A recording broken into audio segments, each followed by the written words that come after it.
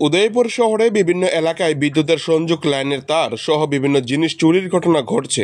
জীবনের ঝুঁকি থাকার পরেও রাতের আধারে পিলারে উঠে তার চুরি করেছে চোরেরা। তবে এই বিষয়ে বিদ্যুৎ বিভাগের কাছে কোনো তথ্য নেই বলে জানা গিয়েছে। অন্যদিকে ভোগান্তির শিকার গ্রাহকরা ক্ষোভ প্রকাশ করে বলেন, প্রচণ্ড গরমের মধ্যে রাতের আধারে তার চুরি হচ্ছে। বিদ্যুৎ চলে যাওয়ায় রাতের বেলা দুর্বিষহ হয়ে পড়ছে সাধারণ মানুষের। শুক্রবার রাত আনুমানিক 8টা নাগাদ উদয়পুর বন্দুয়ার এলাকায় বিদ্যুৎ বিচ্ছিন্ন হয়ে যায়। তারপর বিদ্যুৎ অফিস ফোন করার পরেও কোনো বিদ্যুৎ পরিষেবা মেলেনি সাধারণ মানুষের। পরবর্তী সময় রাত 9টা নাগাদ এলাকার মানুষজন বন্দুয়ারস্থিত পাওয়ার হাউসের দিকে যাওয়ার পথে এক কুখ্যাত চোরকে সন্দেহজনকভাবে আটক করে। চোরের নাম আশিক মিয়া, বাড়ি উদয়পুর রাজারবাগ এলাকা।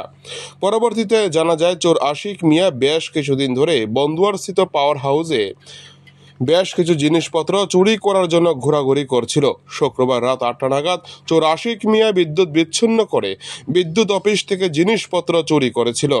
সন্ধ্যা হয়ে রাত হতেই এক চোরের দল বন্দুয়ারস্থিত পাওয়ার হাউস সামনে থেকে একটি বিদ্যুতের ট্রান্সফরমার থেকে জিনিসপত্র চুরি করে যাওয়ার পথে সে সময় এলাকাবাসীরা সন্দেহজনক দেখতে পেয়ে আটক করে। পরবর্তীতে চোর আশিক মিয়াকে এলাকাবাসীরা উত্তম মধ্যম দিয়ে রাধাকিশোরপুর থানার পুলিশের হাতে তুলে দেন। এই বিদ্যুৎ পরিষেবাকে নিয়ে প্রশাসনের কাছে ক্ষোভ প্রকাশ করেছেন এলাকাবাসীরা। আধা ঘন্টা খানেক আগে এখানে আমরা ক্লাবের উদ্যোগে একটা 7 সেট ক্রিকেট ছাড়ছিলাম। সবাই আমরা এখানে প্রস্তুতি নিতে আসি, খেলাটা শুরু করুন। এমন সময় কারেন্টটা গেছে তা আমরা তো ভাবছি প্রতিনিয়তই কারেন্ট চলে যায় এরকম যাইলে 10 মিনিট নাহলে 5 মিনিট আবার কোনো 1 মিনিটতে উপরে আগে পড়ে। কিন্তু হঠাৎ করে সেটা দেখা যাচ্ছে আধা ঘন্টার উপরে গেছে, কিন্তু কারেন্ট এখনো আসে না। তো কিছুক্ষণ বাদে আমি বাড়িতে আসলাম, কারেন্ট গেছে এখান থেকে গেছি বাড়িতে।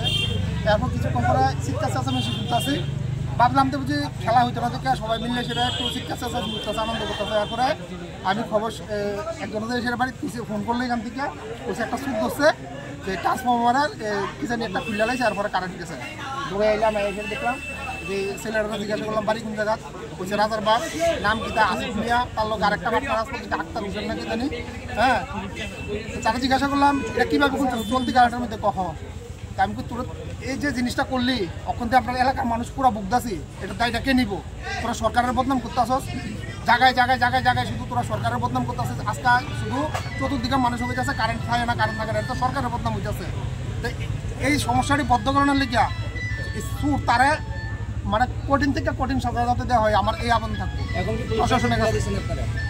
পুলিশের এখন আমরা থানাতে ফোন করছি, পুলিশ প্রোটেকশন আইছে, প্রোটেকশন তারা নিয়ে যাবো।